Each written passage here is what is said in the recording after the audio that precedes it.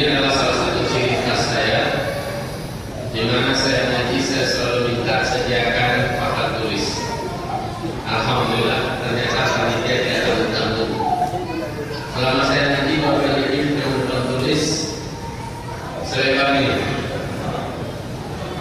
Melihat papan tulisnya, saya puas dan saya yakin jemaah akan lebih mudah memahami kajian kita pada malam hari ini, karena akan banyak yang akan kami orak-orak di atas whiteboard.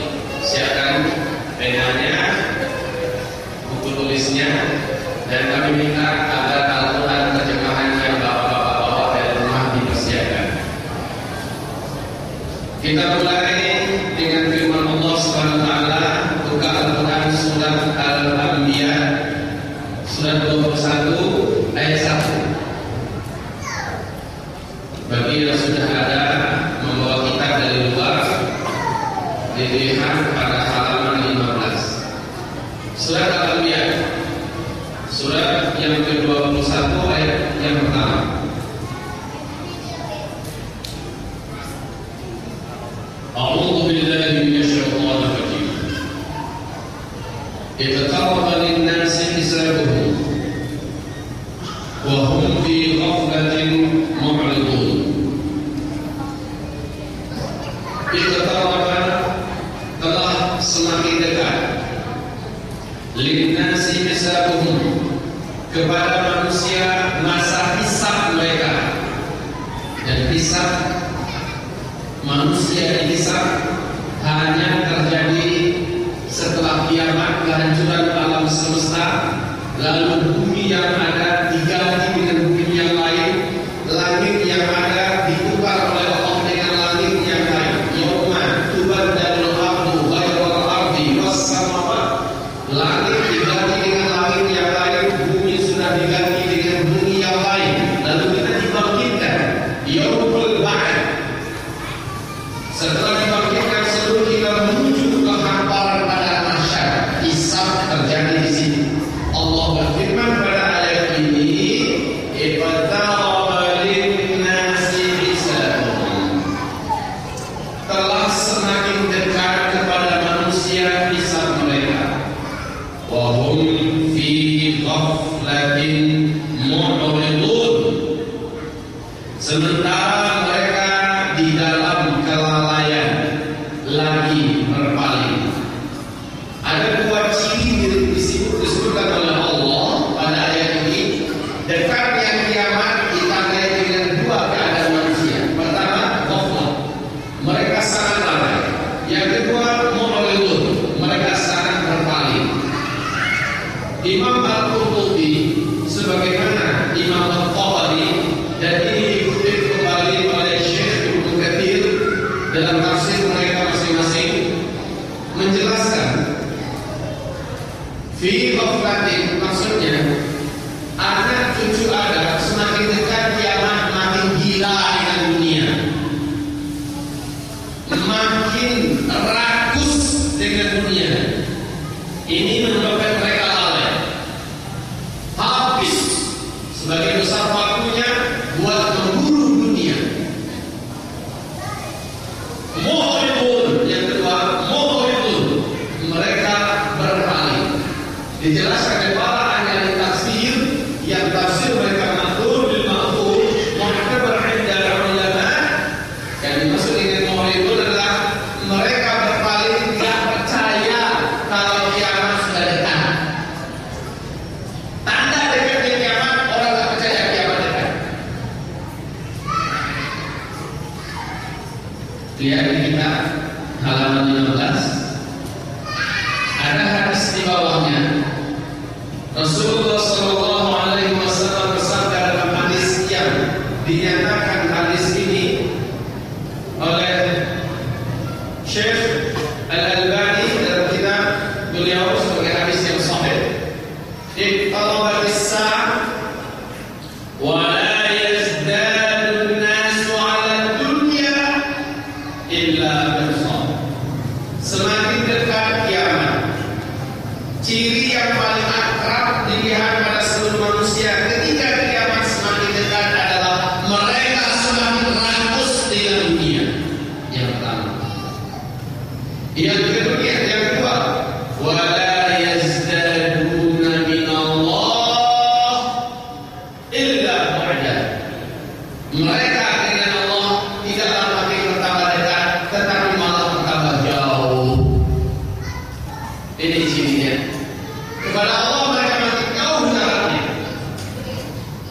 Dan kita lihat pada hari ini, salat lima waktu masjid-masjid kita sepi, apalagi subuh. Hari sudah dan nyampe dan tidak di banyak masjid. Perhatikan ibadah-ibadah yang biasa dikerjakan Rasulullah dan para sahabat pada hari ini jauh daripada Allah. Segelintir kecil yang duha, segelintir kecil yang tahajud, segelintir kecil yang satu hari bisa berkhatamkan satu juz, segelintir kecil umat ini yang masih mau mengamalkan setelah amalan fardu dan sebagainya. Tetapi urusan dunia, pasar-pasar lagi, kebun-kebun sawit marak di mana-mana. Para petani dan peternak saling berlomba-lomba. Bank juga membukakan sebaran kredit ini, kredit itu juga marak di mana-mana. Manusia semakin rakus dengan dunia, sementara jarak mereka dengan Allah makin jauh. Allah yang kami muliakan, bicara tentang akhir zaman, hubungan dengan zikir. Apa maksudnya zikir akhir zaman, Ustaz? Kekuatan zikir ternyata mampu menjadi pelindung kita yang terbaik pada hari-hari saat itu tidak ada perlindungan kecuali dengan zikir. Zikir yang dimaksud, jika luang waktu kita ada lapang, kita akan menggunakan zikir yang dimaksud bukan hanya semata-mata subhanallah walhamdulillah wala ilaha illallah wallahu akbar. Itu baru zikir lisan.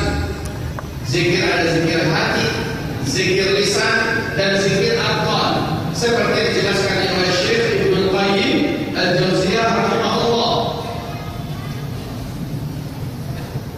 Imam Al-Ghazali juga menjelaskan zikir ini tidak boleh dibatasi hanya sebatas zikir lidah. Ada zikir hati, yaitu ikhlas, mentauhidkan Allah, bersyukur, sabar, zuhud, tawadhu', qanaah, thiqah billah, tawakal, dan sebagainya. Ini adalah zikir hati, karena hanya hati yang mampu mengamalkan amalan ini. Zikir lidah di samping subhanallah, alhamdulillah, la ilaha illallah, wallahu akbar, astagfirullah, dan seterusnya. Juga baca Al-Quran, berdakwah, ini zikir lisan. Zikir badan adalah salat, puasa, haji, berjihad, dan sebagainya. Ini zikir.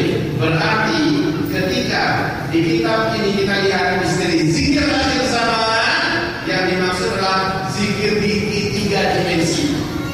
Zikir dimensi hati, zikir dimensi lidah, dan zikir dimensi fisik. Ketika tiga ini akan dimulaikan, apa dahsyatnya zikir di akhir zaman? Ibadah Allah. Kita dudukkan dulu satu kalimat yang mungkin sekarang ini menimbulkan tanda tanya besar. Apakah benar kita sekarang ini di akhir zaman? Saya masa belum percaya. Buktinya, kalau kita sudah di akhir zaman, kan ada hadis yang mengatakan tidaklah terjadi kiamat kalau masih ada di bumi ini orang yang masih bisa mengucapkan kalimat Allah, maka kiamat masih Allah tunda 40 tahun lagi. Sementara umat Islam 1,6 miliar banyaknya. Dan ini kan pertanda kiamat itu masih lama sekali. Begitu kan Pak? Iya. Iya. Tapi setelah kita uraikan nanti, baru iya dan kita katakan iya bahwa ini rombak dengan sendirinya. Kita percaya kita sekarang sedang di akhir zaman. Kemarin Pak, tanpa direncanakan, saya alhamdulillah membawa istri umrah bulan Ramadan full Ramadan, i'tikaf full Ramadan. Pas pulang, orang sholat Id di Indonesia, kami di atas pesawat pulang. Ketika saya i'tikaf di depan kami Ka'bah, saya dikelilingi oleh dari Mesir, dari Kuwait. Terjadi perbincangan di tengah. Perbincangan itu adalah membicarakan tentang akhir zaman. Subhanallah. Sekali lagi saya tidak merencanakan, tapi kalau Allah terjadi seperti itu, mereka serius mendengarkan kita. Saya sampaikan hadis-hadis Rasulullah tentang akhir zaman. Lalu mereka berkata, kami selama ini tidak sampai sedalam itu memahami. Sekarang kami baru tahu dan yakin memang kita sangat dekat sekali. Bahkan kalau Allah yang memuliakan, ada juga orang Saudi dan ada orang dari Irak. Qal yaqulun, mereka berkata, kullu ma taquluhu haq. Semua yang kau katakan itu adalah benar. Apa Allah yang kami muliakan? Hanya saja kalau bicara macam ini dengan waktu yang katanya cuma 2 jam atau 2,5 jam, saya tidak merasa yakin bisa diselesaikan. Kenapa? Ini kita Pak, ini sudah kami bedah di kota tempat saya tinggal sekarang, kota Payakumbuh, selama 6 bulan dan baru 2/3 selesai. Kita uraikan terus. Dampak yang terjadi pada mereka adalah makin gila semangat ibadah mereka kepada Allah. Makin serius mereka mencangkul dunia. Dunia makin semangat mereka cari, ibadah makin mereka buat mengerjakannya, dan dengan keseimbangan yang sempurna.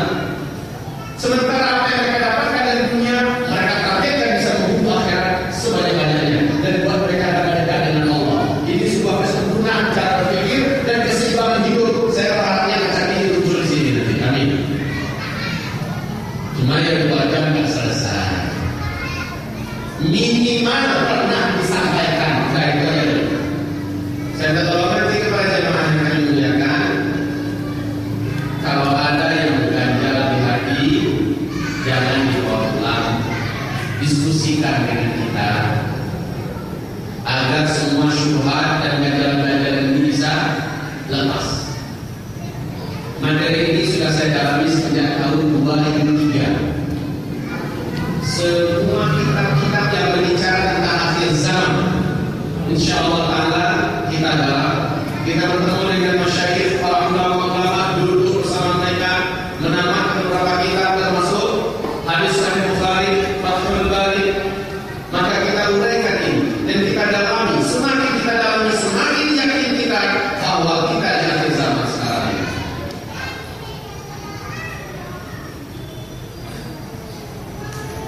Tadi hadis yang dibacakan oleh Ustaz kita, Ustaz apa ini? Ustaz Ismail, ada di kitab ini. Kalau mau lihat, ada pada halaman 142 kalau saya tidak salah. Ada di halaman 142.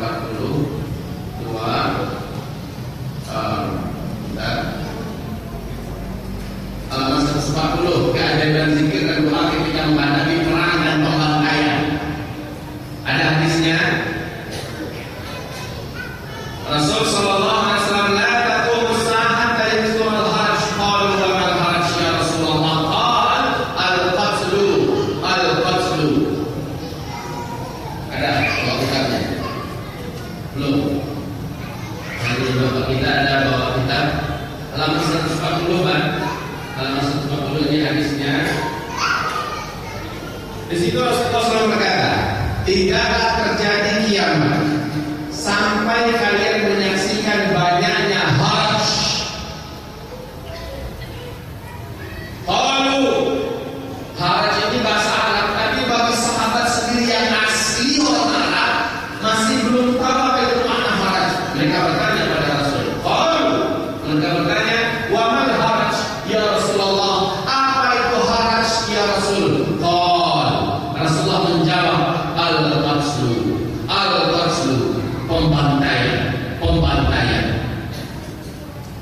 pembantaian khusus ini bukan orang per orang, satu persatu, tapi massal. Saya mau bertanya kepada Bapak, ikut gak menyaksikan berita-berita dunia yang berkembang pada hari ini, khususnya di Timur Tengah? Ikut gak? Siapa yang mengikuti doa kunut terakhir yang dibawakan oleh Syekh Sudais di Mekah pada malam 27 Ramadan kemarin. Ada yang mengikuti Pak? Satu Masjidil Haram dengan juta orang nangis. Kenapa?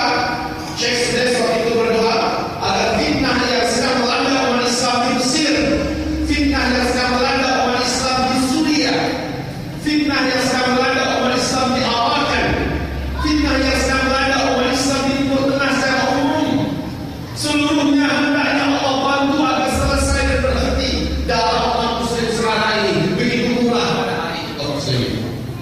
Selasa malam Rabu kemarin, saya baru saja menonton televisi Al Jazeera. 2 jam yang lalu, tentara Basar Asad di Hutoh sebelah timur. Padahal Hutoh ini tempat terjadinya peperangan Armageddon tadi. Dalam sejarah Muslim akan terjadi peperangan dahsyat di akhir zaman. Perang Armageddon tepatnya di Hutoh. Ini ada hadisnya. Dan di Hutoh ini, tentara Basar Asad telah melemparkan rudal kimia, yang menyebabkan 6.000 orang bergelebar-gelebar arah polisinya, 1.200 mati di tempat. Kombaten terhadap umat Islam yang melakukannya adalah Basar Asad, didukung sepenuhnya oleh Iran karena mereka sama-sama Syiah. Rusia juga menopang, Cina juga mendukung. Kekuatan timur bersatu untuk menghabisi umat Islam yang ada di Suriah. Sebelumnya, PBB sudah mengatakan lebih dari 200.000 umat Muslim di Suriah dibantai oleh Basar Asad. Kalau saya ceritakan tentang perkembangan Suriah, habis malam ini tentang Suriah saja.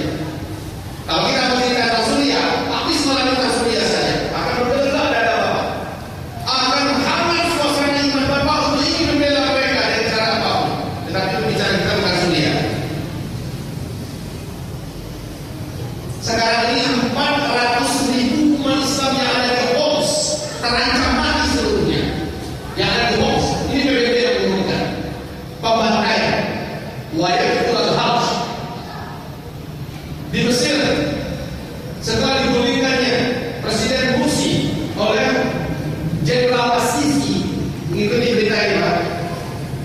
Orang satu Mursi itu merondong dengan peluru berlimpah, masa yang lagi demo, helikopter yang di atas menembaki secara acak berjatuhan.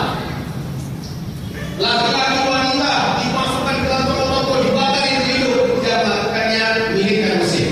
Pembantaian terhadap umat Islam diawalkan Myanmar sekarang ini kaum muslimin. Kalau kita cerita tentang hadis ini, wayakul al-Hajj, semakin banyaklah al-Hajj. Qalu al-Hajj, ya Rasulullah, apakah itu Hajj? Qal al-qatlu, pembantaian. Inilah dia masanya umat Islam sedang menyaksikan pembantaian. Jadi bukan penggunaan bapak bukan itu masal. Dan inilah yang sedang dialami oleh umat Islam. Pada malam yang ke-29, Syekh Mahir Al-Mu'ayyid pada waktu tahajud berdoa lebih tajam daripada doa ini di Masjidil Haram. Sehingga saya hampir berkata dalam hati, jangan-jangan Syekh ini mungkin kali ini terakhir yang bisa menjadi imam di Masjidil Haram. Saking beraninya dalam doa ini, minta kepada Allah Subhanahu wa taala agar Allah menghabisi seluruh bujana-bujana yang ada di muka bumi ini, yang menyebabkan mengalirnya darah umat Islam secara massal. Allahumma shalli ala Muhammad. Kaum muslimin Allah yang kami muliakan.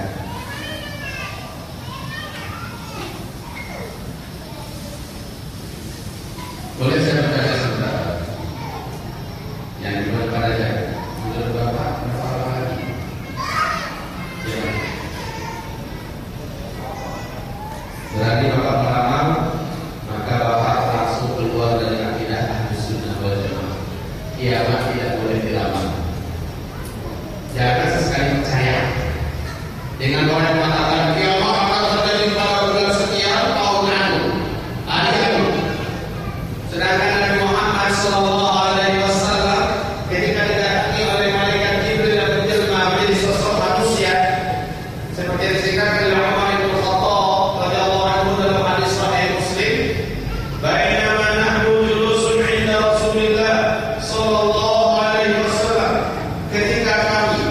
sedang duduk-duduk bersama Rasul sallallahu alaihi wasallam. Qala alaina rajulun, tiba-tiba muncul ke tengah-tengah kami seorang lelaki. Syadidul bayadil thiyab, bersamakan putih jubahnya. Syadidus sawadis sya'ar, bersamakan hitam rambutnya. La yudha alaihi atharus safar, orang ini tidak nampak tanda-tanda baru saja menempuh perjalanan jauh. Pusing. Nah, kalau itu kan tidak ada pesawat, tidak ada mobil. Kalau perjalanan mesti menempuh pada pasir, mestinya nampak itu wajahnya halus, gosong dengan matahari, rambutnya au-autan, pakainya musuh. Ini tidak ada. Wala ya'rifu ahadun minna, tidak seorang pun di antara kami yang kenal dengan orang ini. Satu orang ini akan kenal dengan orang ini. Tiba-tiba muncul. Lalu dia mendekat kepada Nabi Muhammad SAW. Fajalasa ila Nabi sallallahu alaihi wasallam wa asnada rukbatayhi ala rukbatayhi. Dia pertemukan kedua lututnya dengan kedua lutut Nabiullah Muhammad sallallahu alaihi wasallam. Wa wada'a kaffaihi ala fakhidayhi.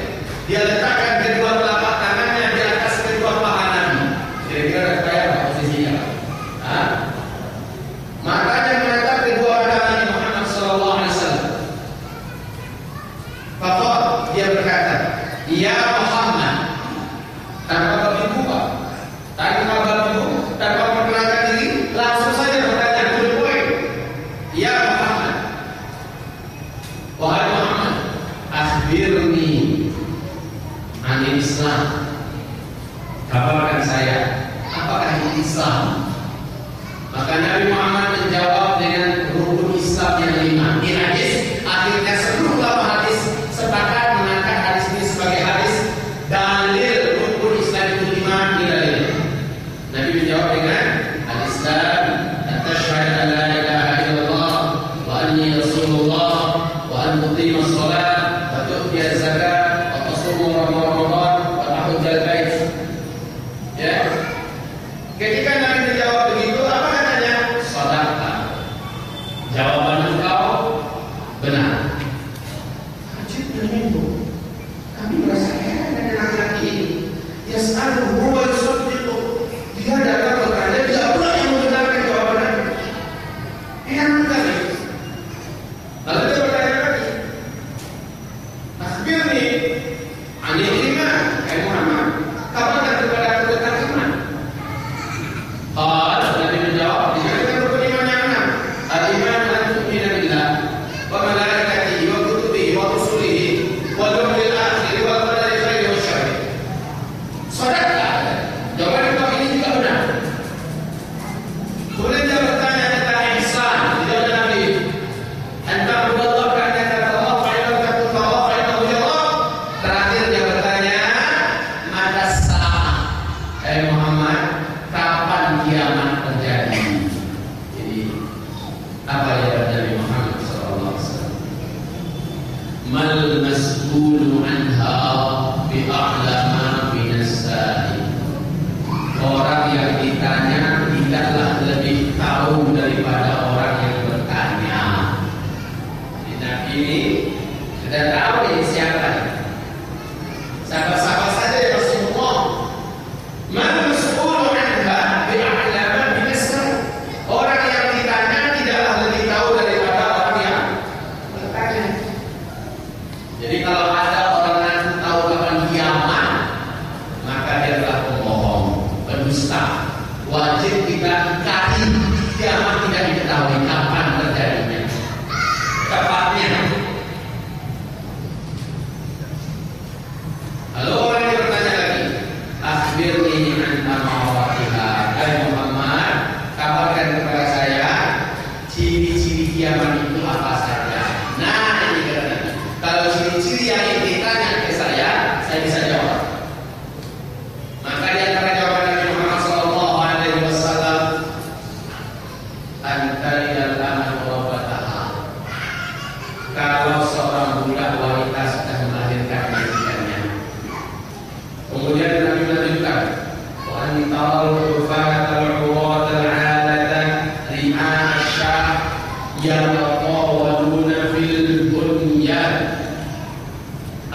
Maka datang masanya engkau melihat penggembala ternak yang membawa ternak dari bukit ke lembah, lembah ke bukit, bertelanjang dada, bertelanjang kaki, mengembalakan ternak. Tiba-tiba mereka sudah berlomba-lomba membangun bangunan yang tinggi-tinggi. Kalau itu sudah terjadi pada masa itu, kiamat akan terjadi pada masa itu. Allahumma shalli ala Muhammad. Tahu nggak apa itu? Ciri yang paling dekat dengan Rasulullah ini siapa? Bapak baca nggak sejarah keluarga Saud sekarang yang mendirikan pemerintahan Arab Saudi? Tahu nggak misalnya keluarga besar ini? Ini pernah dimuat oleh Sabiti, pernah dimuat oleh An-Najah, ya. Dan bahkan dalam buku-buku sejarah dunia juga diterangkan keluarga Saudi ini, subhanallah, adalah keluarga penggembala ternak awalnya. Keluarga penggembala ternak. Mereka keluarga miskin. Saud ini otaknya encer, cerdas. Suasana politik yang tidak karu-karuan pada masa akhir-akhir kekhilafan Islamiyah dimanfaatkan oleh beliau untuk bisa menjinakkan Jazirah Arab ketika itu. Dan dakwah Syekh Muhammad bin Abdul Wahab ditunggangi oleh beliau. Akhirnya dibela dan dibantu banyak pengikut Syekh Muhammad bin Abdul Wahab yang akhirnya setuju. Lalu singkat cerita, diangkatlah Saud ini sebagai amir, dibayar.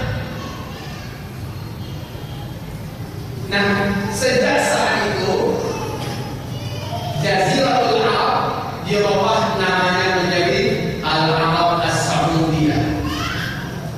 Mamlakah Al-Arabiyah As-Saudiyah. Sejak saat itu. Lihat Pak, pada masa ini kita menyaksikan di sekitar Makkah, siapa yang